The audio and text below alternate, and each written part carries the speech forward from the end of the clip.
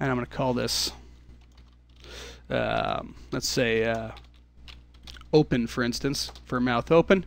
And I'm just going to delete the skin modifier off it. And this will be one of our targets. So the idea being is that we'd have a reduced amount of data for our target than what we'd normally have. To attach this back together again, what we actually have to do is go the other direction. I'm just going to go down to the body, just delete the skin in case it causes some problems or whatever. But what we're going to do is below the skin, because the skin will be on the top of the stack here, I'm going to add the morpher modifier that we're going to need. And this is morpher. This is what's going to handle all the morphs. Setting those up, I suspect because it's an intermediate DVD that you've already used this to some degree. And then on top of that, we're going to add, for instance, an edit poly modifier, and then we're going to attach our body back together again. Give it a second. I had show end result on, so the skin was probably trying to update already. And essentially what's happened now is we've attached the character back together again, but in the opposite direction. Now, one last thing we have to do is we actually have to go in and pick the two edge loops, because right now we're actually in a position where we have two elements. We need to weld it back together again. So I'm going to go into border, just marquee across it, pick the two borders, convert it to a vertex, and then just use a basic weld to weld it all together. So now I have a single element. If I pull on it, you'll see it doesn't pull off. It's actually welded back together again. So now I have my model back how it was.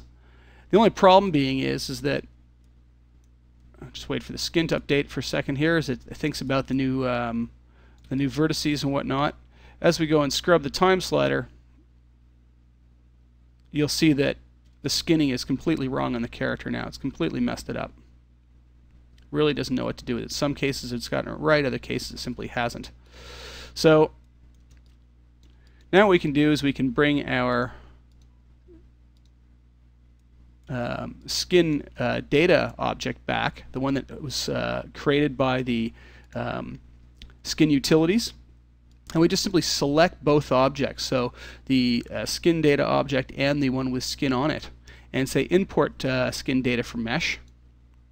And what it'll do is it'll give you a bone match list, and you can just simply say in this case both are exactly the same. We can remove suffix, remove prefixes, so we could actually do it from unalike or like characters but with unalike prefixes for their names. So from Bill to Fred. But I'm just going to say match by name, and it should match everything up correctly.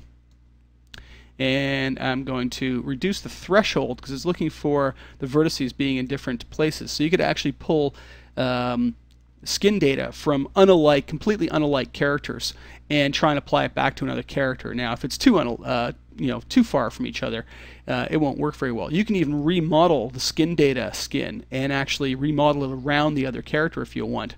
But in this case, it's spot on. So I'm going to set this really low, this threshold, to 0.01, because I know the vertices should be right on top of one another, and say OK. And what it'll do now is it'll take the skinning information out of that skin data object, and it'll apply it back to this object here.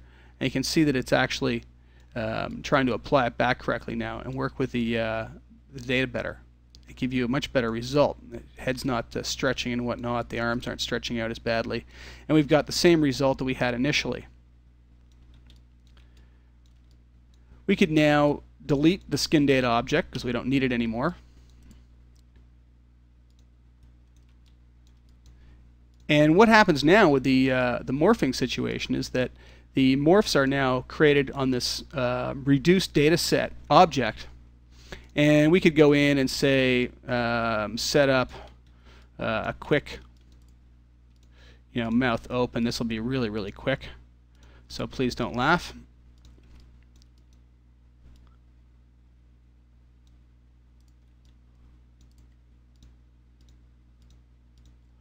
And so the mouth opens, let's say.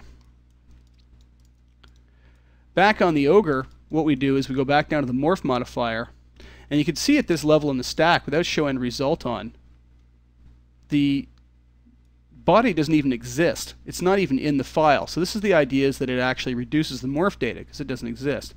Right click